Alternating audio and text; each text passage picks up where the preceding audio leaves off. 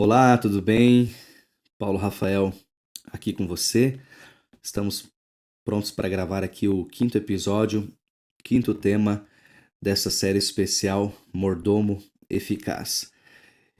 E o tema de hoje é: quando você orar pelas pessoas, creia. Muitas vezes parece que oramos sem crer, né? Não é mesmo? Já parou para pensar nisso? Esse texto aqui ele foi escrito por Ramon Canals, secretário ministerial da Associação Geral. Vamos fazer a leitura aqui então? Ele diz assim: você já pediu a Deus para lhe dar algo que você deseja, mas logo ignorou o que ele lhe deu por não reconhecer a resposta à sua oração, ou melhor, por não reconhecer que a resposta à sua oração estava bem na sua frente? Você já orou por algo e depois rejeitou o que Deus lhe deu?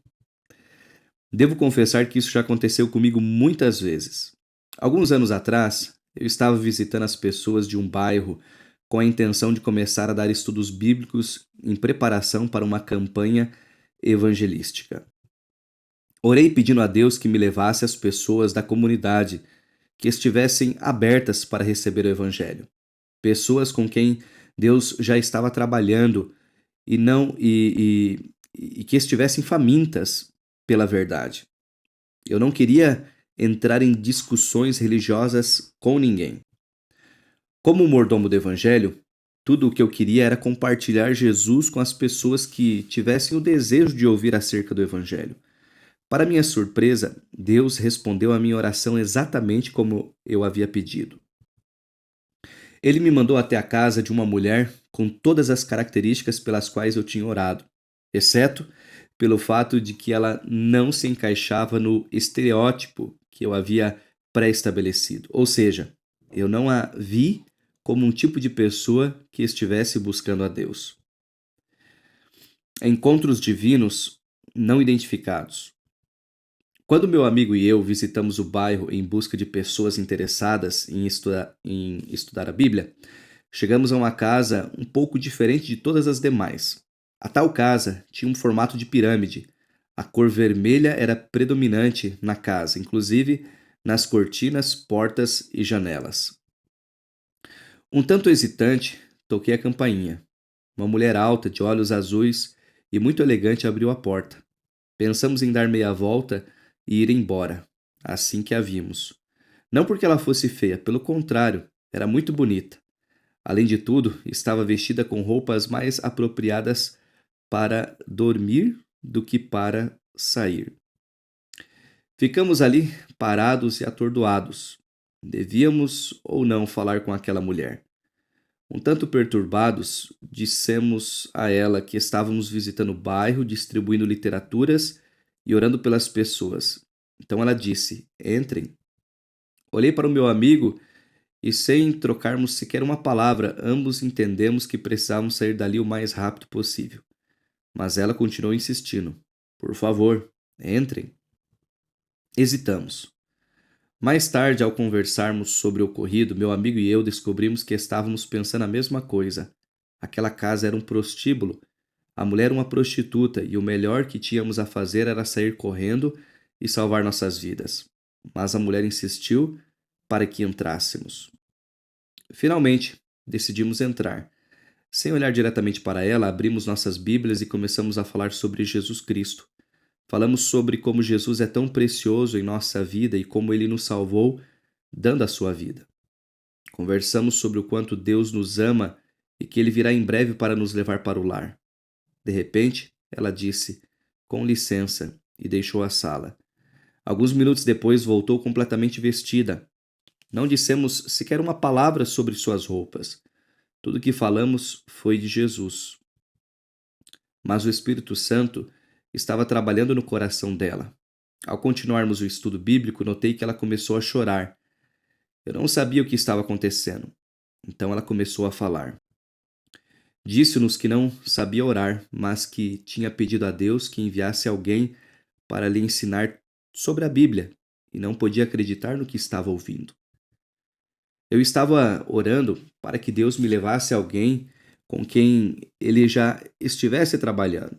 E ele o fez, mas por causa do meu preconceito, eu não conseguia ver isso. Acreditando nos resultados de Deus.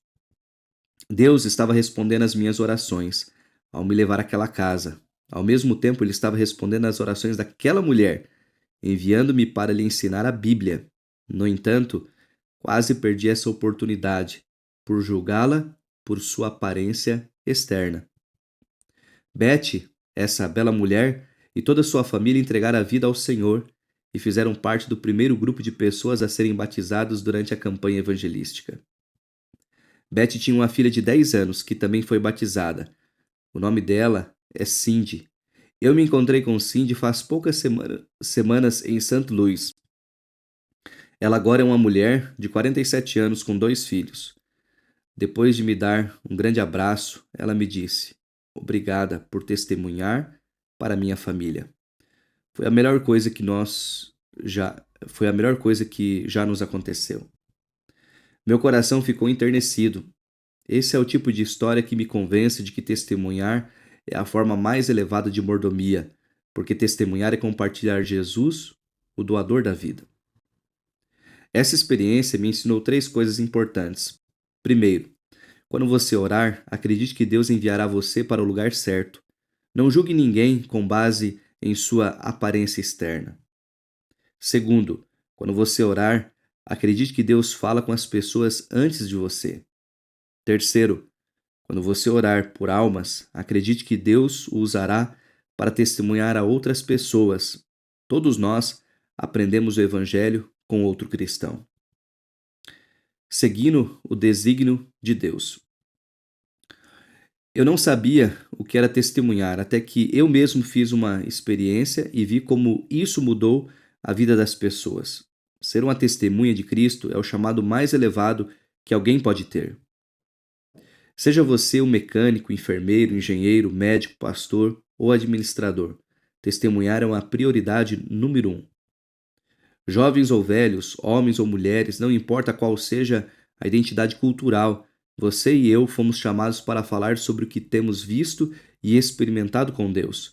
Aqui estão 5 razões pelas quais testemunhar é tão importante. Primeira razão: nada traz mais felicidade ao nosso coração. Testemunhar é compartilhar Jesus com outras pessoas. Trata-se de contar a elas acerca do precioso Salvador que temos em Jesus. A alegria em compartilhar a missão de Deus. A associação com Deus na salvação de almas é a coisa mais espetacular do universo. Não há maior bem-aventurança aquém do céu do que ganhar almas para Cristo. Segundo, estamos oferecendo uma oportunidade de salvação. Quando compartilhamos Jesus com os outros, damos a eles uma oportunidade de serem salvos. Isto é bom e aceitável diante de Deus, nosso Salvador, que deseja que todos sejam salvos e cheguem ao pleno conhecimento da verdade. 2 Timóteo capítulo 2, versos 3 e 4. Aliás, 1 Timóteo capítulo 2, versos 3 e 4. Precisamos dar às pessoas o máximo de oportunidades para elas responderem ao chamado do Espírito Santo. Precisamos aproveitar plenamente todas as oportunidades de testemunhar sobre Jesus. Terceiro, testemunhar traz alegria ao coração de Deus. Isso mesmo.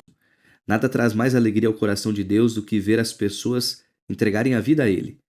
Eu afirmo a vocês que a mesma alegria existe diante dos anjos de Deus por um pecador que se arrepende. Lucas capítulo 15, versículo 10.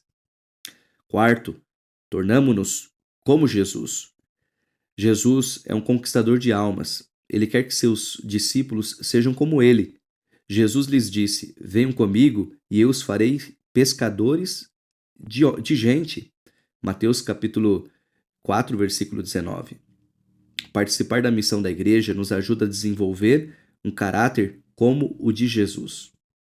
Quinto, seremos fiéis ao mandado divino. Deus espera que cada um dos seus discípulos faça parte do cumprimento da grande comissão.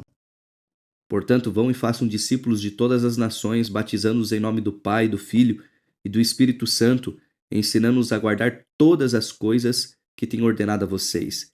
E eis que estou com vocês todos os dias até o fim dos tempos. Mateus capítulo 28, versículos 19 e 20. Quando você orar por almas, Creia, Deus sempre responde suas orações. Todo cristão nasce como missionário.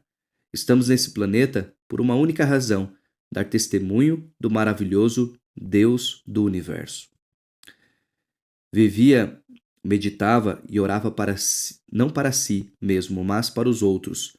Depois de passar horas com Deus, apresentava-se manhã após manhã para comunicar aos homens a luz do céu.